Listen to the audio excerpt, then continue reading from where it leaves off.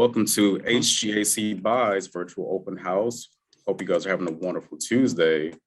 Today, we will be having two contracts for this open house. It'll be 911 equipment and emergency notification software and services, and ambulances, EMS, and other special service vehicles. That was quite a tongue twister, but I think I did all right. I am your host, Joshua Cartier. With me is my lovely co-host, Nicolette Greenhouse, and my lovely associate, the procurement coordinator for these contracts, Lolita Chappell. If you have not yet already done so, please follow us on LinkedIn. We post quite actively, I want to say multiple times a day, and that's how you kind of figure out what other open houses we're doing. And Nicolette, is that everyone that's already in the waiting room? Right.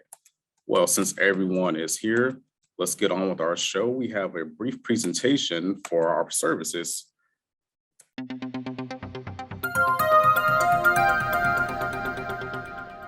Good morning and welcome to HGACBuy's virtual open house. We know you have some very busy schedules out there, but you're here with us. I'm your host, Joshua Cartier, and it's my lovely co-host, Nicolette Greenhouse. That's right, Josh. We're excited to share a little bit about HGACBuy and today's featured contracts with you. So let's get right into it. Sure thing. Why don't we start with a little bit of trivia? If you know what HGACBuy stands for, drop it in the chat box below. I'll give you a hint. While our offices are located in Houston, Texas, we are a nationwide property purchasing program that have been operating for over 45 years. That's right, Josh. As a contractor-funded program, we help thousands of local governments save millions of dollars by offering competitively bid contracts, all completely free. Going out to bid for our members not only saves them money, but a considerable amount of time. Aha, and time is money. That's why we make the joining process very simple. We have the interlocal contract form on our website, and we'll be dropping a link to that right now. We'll also be answering that trivia question for you guys. HGACBuy, helping governments across the country buy. That's what we do, and that's our name. Yes, it is, Josh. Another important fact about HGACBuy is that we take pride in partnering with others to make the cooperative purchasing process simpler and more beneficial. For instance, current members of Sacramento Area Council of Governments, Mid-America Regional Council, Baltimore Metropolitan Council, and the Municipal Association of South Carolina automatically become members of HGACBuy, and they do not have to complete the online ILC form.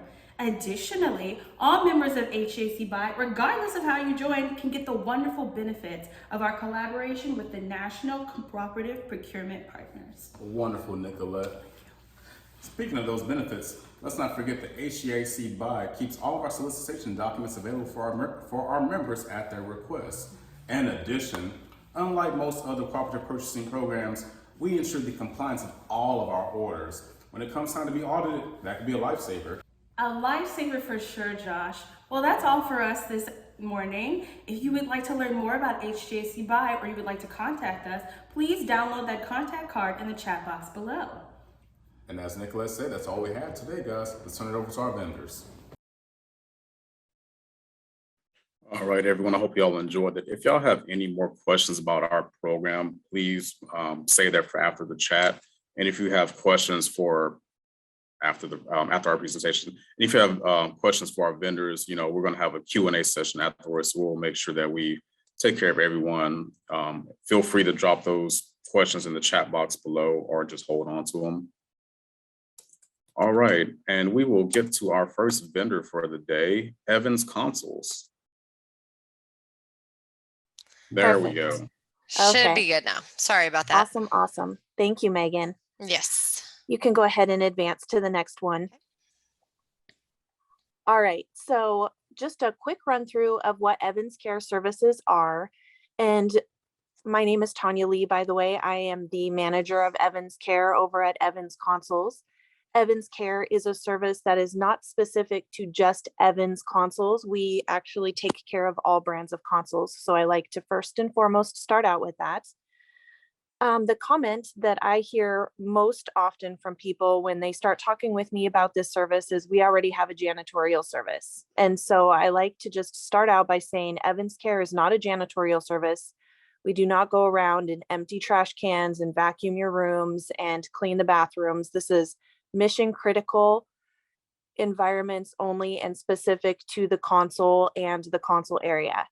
So the picture on the left is a before picture of what all of the electronic equipment that behind the console or next to the console inside the CPU units, that's what they look like. The picture on the right is what it looks like after we come in.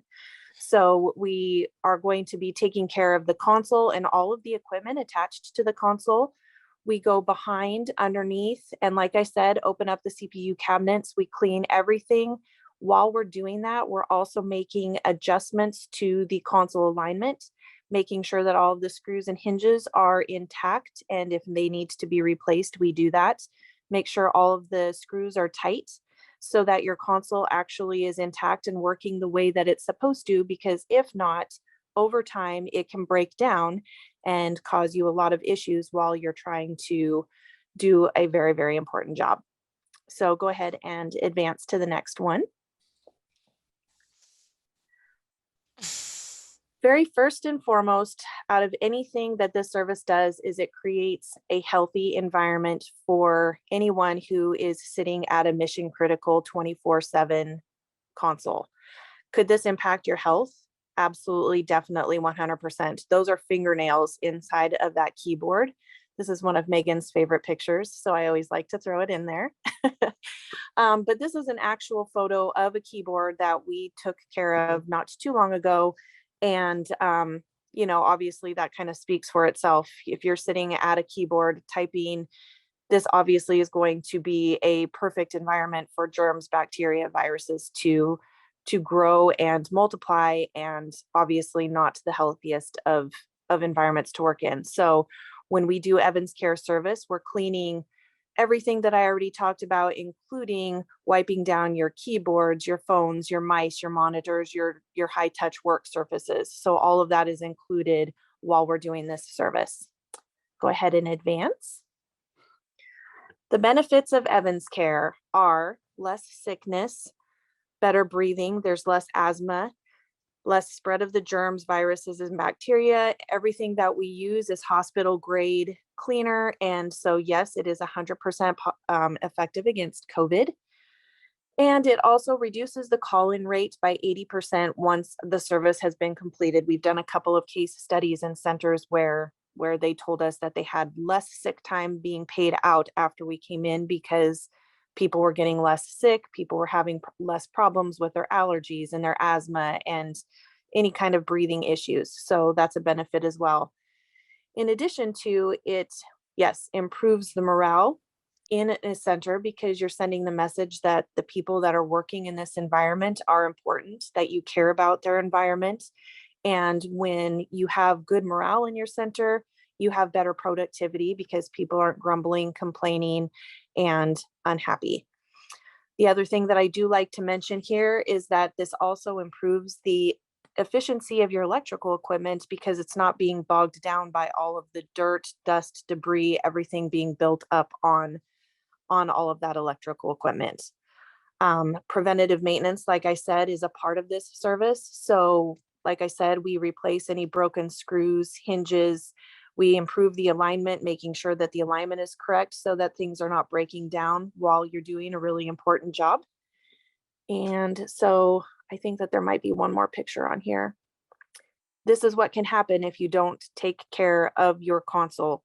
And you don't want that happening while you're dispatching a call or you're dealing with any kind of issues that might go on in your utilities, oil and gas, air traffic control, anything like that. So go ahead and move forward again.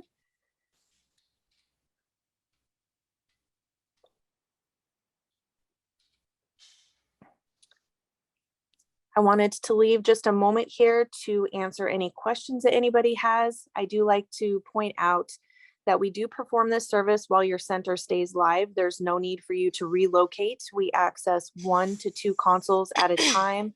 Takes about an hour and a half to 2 hours per console for us to complete the service. And again, like I said earlier, this is not specific to just Evans consoles. It is for all brands of consoles. And I think that's it. If anybody has any questions, please let me know, reach out to me, go ahead and unmute. I'm happy to answer anything.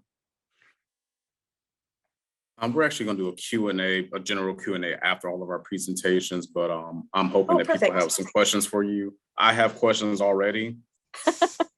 Good. Glad to hear it. That was wonderful. That was wonderful. Next up, we have Matthew Specialty Vehicles. Good afternoon, or I guess good morning for some of you guys. My name is Caitlin Bronze, and I am the account executive here. We are going to jump in and show you a quick video of our production floor, and then we'll come back.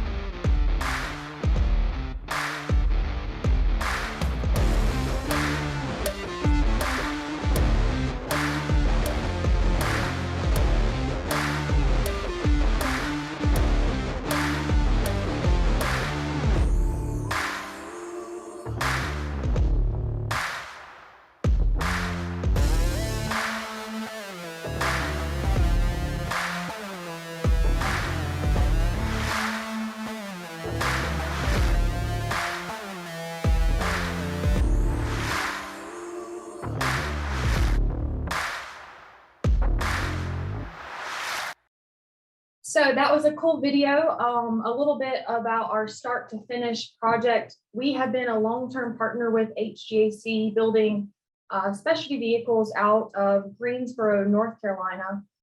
This is our 30th year in business, and last year during the pandemic, we actually just relocated our facility to 165,000 square feet. We currently have about 150 employees. And we specialize in many different markets.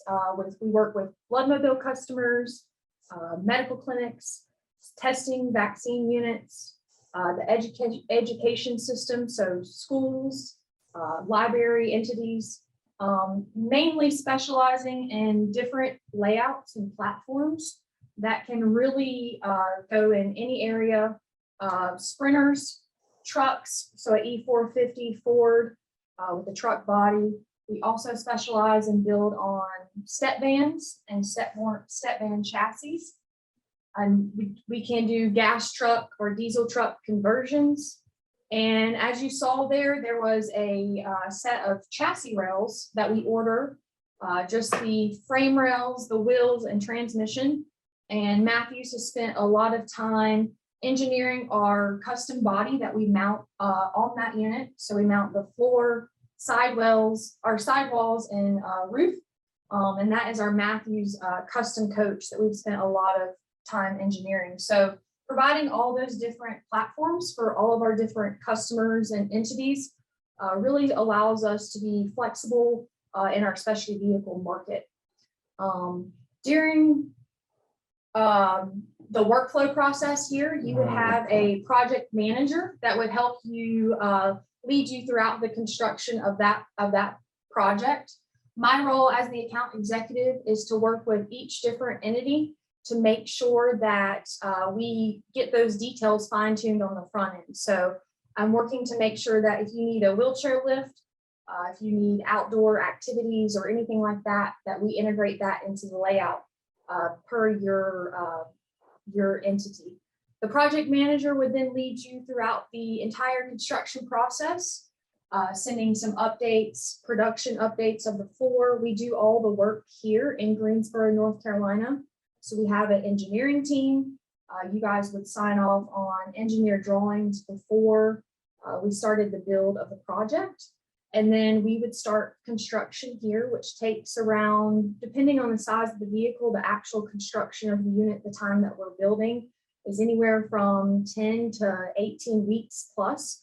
We can build on 45-foot rear engine double slide out units and deliver those all across the country. We also have our own in-house graphics team. So you would have a graphics designer that would help you design the exterior graphics on the unit. We would also print and install that here at our location. Before every vehicle leaves our facility, we do have a quality inspection team that goes through a very thorough process on the unit. Every unit is water tested and weight tested before it leaves our facility. And we have a trained delivery staff that would deliver the vehicle to your area and provide a full day of training on that unit for your team. So Matthews is really a one-stop shop for getting everything that you need under one building, and then providing a product support and warranty team so that no matter how long that vehicle lasts on the road, Matthews is here to support it. Thank you.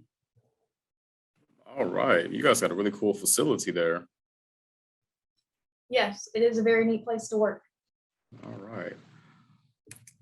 Thank you. We're going to move on to a testimonial from one of our members. Well, you guys should actually find this one kind of funny. At least I find it funny, but maybe my sense of humor is a little quirky. I'm Deborah Gilbert, Director of the Communications Center in Walker County. I have a staff of 11 telecommunicators full-time and 3 part-time telecommunicators.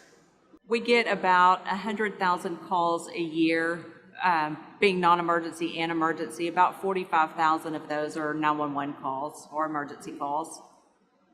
Since the pandemic started, I would say initially the call volume was lower because of the shutdowns and more people working at home. We did see an increase in some kind of calls, like domestics and that kind of stuff. Now I would say we're pretty close to normal. Now, all of our bigger things we got through HGACBuy process, our furniture, the radio systems, our chairs. We have really nice, expensive 24/7 chairs that we purchased through HGACBuy.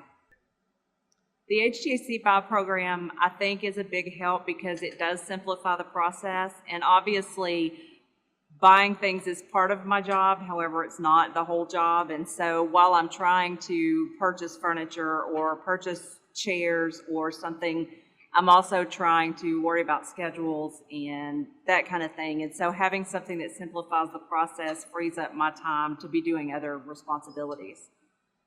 We get a lot of calls you wouldn't expect to get on 911, people asking how long their electricity is going to be off, that kind of stuff.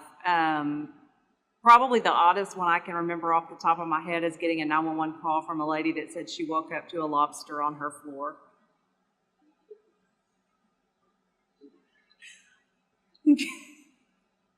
It was actually a crawfish. She lived near a creek. Like I said, it might have just been funny to me, but that was our testimonial, guys. Moving along, last but not least for today, we have MCM Technology.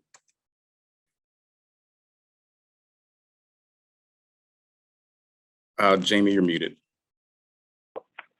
Is that better? Yes, Can you hear me ma'am. now? Yes. Hi, good morning. How's everyone doing? Thank you for having us. MCM Technology has been excited to be part of HGAC for years now. We develop scalable asset inventory and work order management software solutions that really enable all of our customers to track, manage, and maintain their equipment, their sites, their inventory. Really, the sky's kind of the limit. We've got a lot of solutions that are purpose-built specifically for public safety. Software has multiple modules in it, and it allows the individual users to go in and build their screens so that they can see the information that's most pertinent to them. There's an agency module that allows you to have a hierarchy of agencies and sub-agencies. You have the ability to partition views so that users can have access potentially only to the information you want them to see, whether it's specific to their agency or their department or their group. And then you can even have them only be able to view certain types of assets. And the asset module records all of the serialized equipment that's within the database. You're able to record and keep track of all of the information that's pertinent to you. And each category and type of asset is going to be different. Each asset is going to either have, computers would be certainly much different than, oh, thank you, Nicolette. The computers would have different information that you track as opposed to radios. We even have a radio ID management module that helps our public safety customers and communications avoid any ID duplications that could be on the system, which is really imperative when their lives are on the line. I always say that our customers, they work in not currency with dollars, but they work in lives as their currency. So it's really important to keep them safe as they keep our customers safe. There's site management modules, there's work orders, you can set alerts for maintenance and preventative maintenance. You have the ability to keep track of your inventory, your consumable items. You can track those expenses to agencies, vehicles, locations, sites, individual employees as well. You can track what's been assigned to employees. And there's also, you can see at the bottom of the screen that she's sharing a dashboard module. We have dashboards for our assets, for work orders, for labor items, as well as the inventory modules just to get a start. And I think that's pretty much as quick as I can go in our time. Yeah, and we're happy to answer any questions you have. We do have 24 statewide systems, and we're throughout, I think, 42 states within the US, as well as Canada and a few other international countries as well. If they don't have questions for you, I'm sure I have some already, but I'll be happy to answer them. Thank you, Jamie. Thank you. Well, everyone, that was all of our presentations for today. Thank you all for joining us. We're gonna be moving along to our Q&A session, so I hope you guys were thinking of some things as y'all, were watching these presentations. Please feel free to unmute yourselves and ask, or just drop it in the chat box below and we'll ask for you. I wanna bring attention to a question that we got like a little before the presentation started. Barbara asked about if this was in compliance with state and federal procurement laws.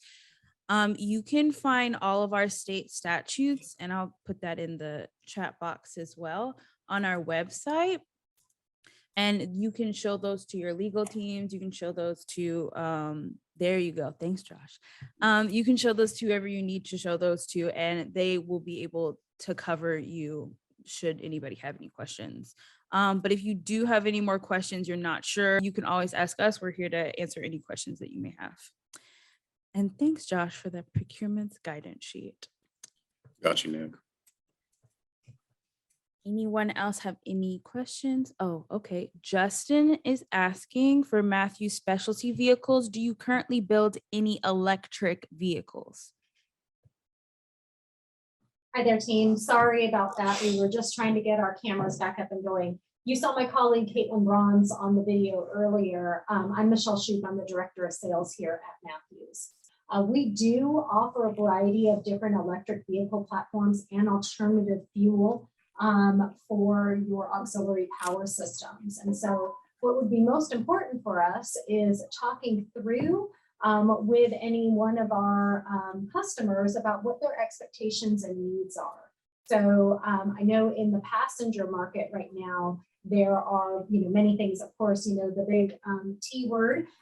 They have a whole bunch of passenger vehicles that we're all very, very familiar with, plug them up in port stations and things like that. And so we're expecting to see functionalities and things like that similar in the commercial market.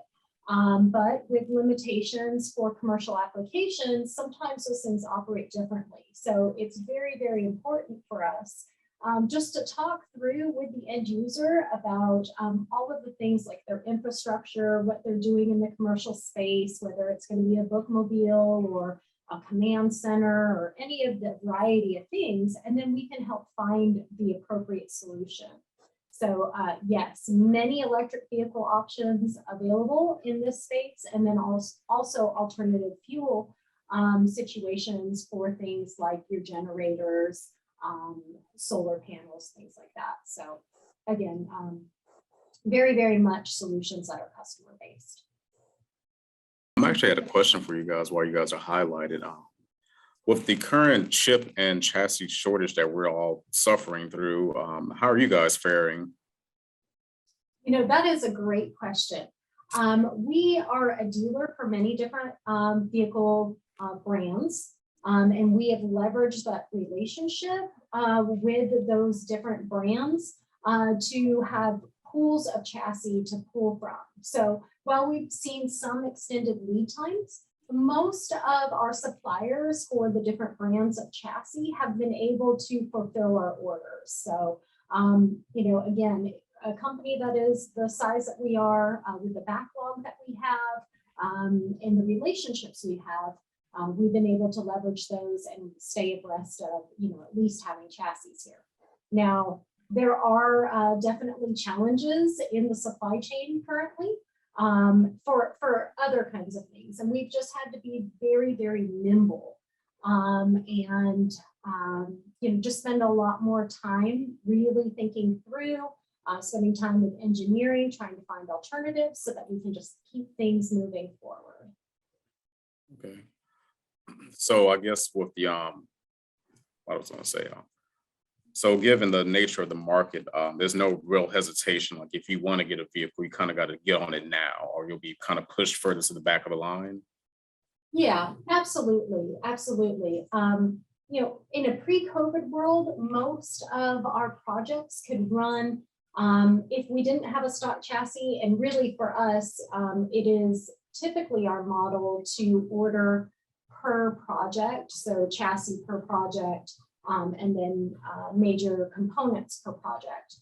All of that could be done from start to finish in a pre-COVID world, 6 to 8 months for most of our platforms and projects. Market industry-wide right now, you're seeing lead times that are a little more extended. Some things are closer to 10 months. Most things are falling in that year mark. And then there are those outliers that are very, very intricate or have very special componentry that we're seeing even a little bit further than that. So it's a case-by-case basis. That's good to know. So basically, if you're thinking about it, you might want to act on it. Absolutely, absolutely. Okay. Jamie, I had a question for you. So this software that you we demonstrated, is this something that you teach your clients how to use? And I guess how long does it take to get people up to speed to utilize the software? Absolutely. It's a HTML5 web-based browser system. So we have the option to either host it in the cloud for our customers, or our customers can have it on their own private network. We do offer training. Our training can be in person or on a web browser and recorded. We also offer things like Train the Trainer. We have a wealth of information in a library of customer support training videos, everything from most common things that our trainer gets answered. He'll just put together a 2, 3, 5-minute video and post that in the library for everyone to access. So training comes standard with the solutions. We do custom build every solution for our customers because no two sets of data look the same, and no customers have really had the exact way that they want to run their operations. So our engineers go through the entire workflow. They determine who needs to get alerts for preventive maintenance, maybe, or a new work order ticket or service request is created, and who needs to know so that they can assign technicians. So the time could be anywhere for a little bit more of a basic solution, maybe 3 to 4 months for the entire implementation process, to upwards of 9 or 10 months, depending. We're the only asset management system that can integrate directly with radio communication vendors, Harris, Motorola, EF Johnson. So they can actually provision, turn radios on and off, or send updates to the radios directly from our solutions. So some of those that have a little bit more complexity and integrations, maybe with a nightly HR system or vehicle fleet loader or anything like that, can be just a little bit longer, but typically anywhere from 3, 6 to 9 months. Okay, that's good to know. So this is kind of like generally a seamless integration to what people are already doing most of the time. That's right. We have some customers who are, pad and paper tracking things, and we have other customers who have home-built access type databases, or they're using a lot of different Excels and trying to share those, but the data isn't up to date and it's not readily at their fingertips, and it can cause a lot of errors. So this is great for auditing and accountability, and that's right, it's kind of custom built to make sure that it fits their needs. We're very focused on making sure that they're happy. All right, that's wonderful, Jamie. And last question I had. So you said that they can either host it on their own server or use your server. What are the kind of pros and cons of that? If you can make that real quick. Sure. One pro is that if we host it, we're not working through any other red tape So it does get implemented a lot faster. But really, the only other true benefit to maybe having it hosted on a customer's network could be some of the integrations, because we do work in a mission critical infrastructure. So there can be some hurdles to accomplish with IT folks, and everybody is a little bit different. So we do have some customers who say, you know, I've got these other systems that I would really like for this to integrate to with as well. And that can just be one of the deciding factors on whether the customer should have it there or whether we can host it for them. And we have customers who move back and forth. If they've got to update their servers, or if something happened, or maybe, you know, city and county governments once were together and now they're separating, or maybe we've, you know, for the state of Arizona, we started with one group for them, and then they add on their weapons unit, and then they added on another unit. So as things start to expand, it might move back to their database as well. But really, we're happy to do it either way. And part of their annual support, we certainly cover transitioning it if needed. All right, Jamie, that was wonderful. Thank you for all that information. Thank you. I don't want to take over the Q&A. I don't know if you guys had any questions. Anybody else out there in the world? Don't be shy. If not, actually, I had a question for Evans Consoles. Yay! We did not forget about you. So I'm sure we all saw that slide with, I thought that was potato chips in the keyboard, but those are fingernail clippings. Yeah. That's a popular picture for questions. When I first saw it, I thought it was ramen noodles. So Those are actually fingernails. That's wonderful. No, I know, it's beyond disgusting. Not the worst thing that we see, but yes, beyond disgusting. I'm not going to ask what the worst thing is. I will leave that for our imaginations. But I was wondering, Okay. given the last 2 years with COVID, I think we're all a little bit more hygienic. We wash our hands and use sanitizer more frequently. At least I do. Mm-hmm. But are you guys seeing much more hygienic offices now? There are certain things that have happened in a lot of centers across the country that we've seen, as far as hand sanitizer stations more prominent. Everybody's wiping things down in between shifts a lot more. And I think that there is an increased awareness of the fact that a clean environment is a healthier environment. So it's a little bit more forefront in everybody's minds, but I think that it just bears constantly talking about the impact that it really actually does have.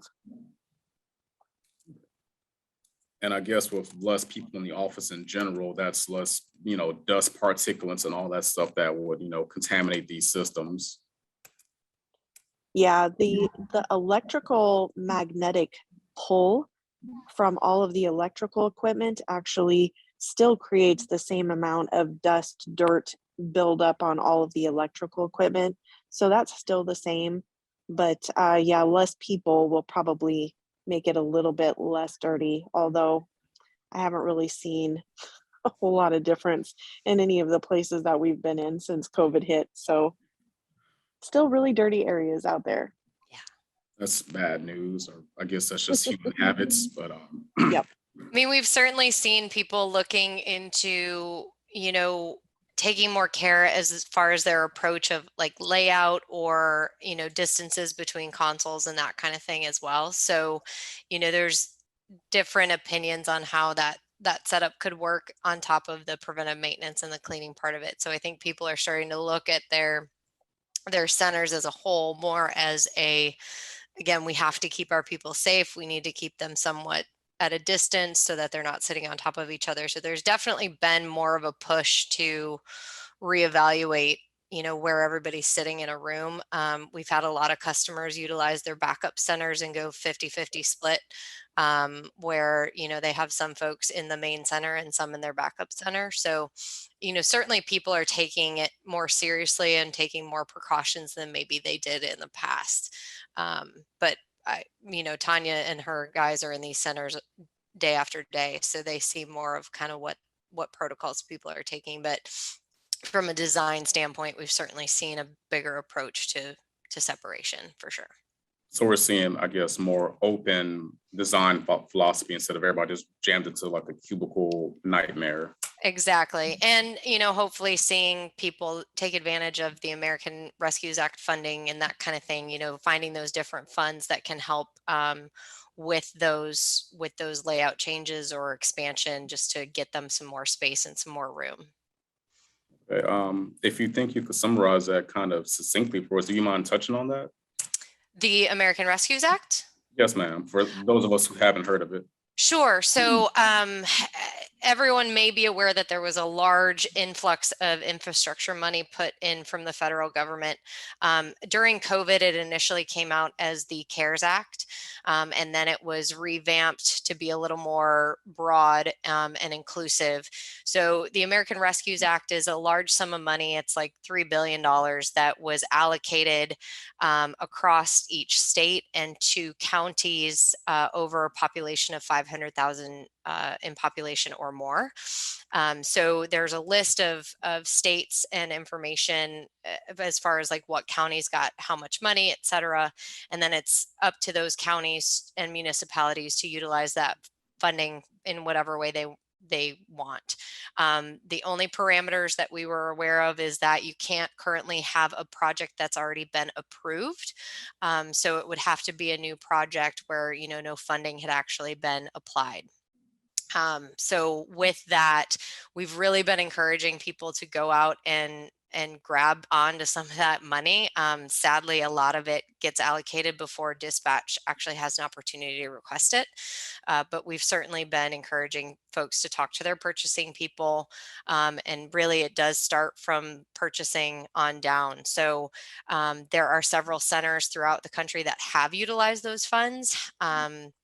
And it's not like a low cost bid situation either. It's essentially a federal grant that allows them to apply those funds wherever they see fit. So there's obviously, working with the federal government, there's a lot of gray area when it comes down to federal versus state, but you know, we're certainly seeing more and more people try and take advantage of those funds where they are available. So. All right, thank you for that, Megan. That was a Absolutely. wonderful breakdown. Sure. Well, if there are no more questions, I don't want to hold you guys hostage for any bit longer. I wanted to thank everybody for taking time out of their busy schedules to join us today. Thank everyone who came here to present. You guys are wonderful. Thank you guys for answering our questions.